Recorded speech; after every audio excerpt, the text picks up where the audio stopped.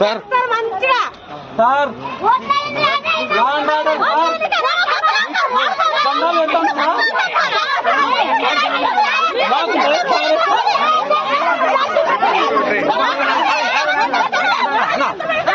Government పోలీసులు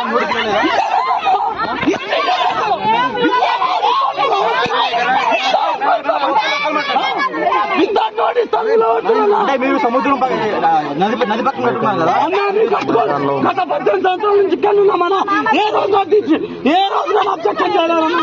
ఈ రోజు నాడొచ్చి ఇంత అబ్జెక్షన్ చేస్తున్నా.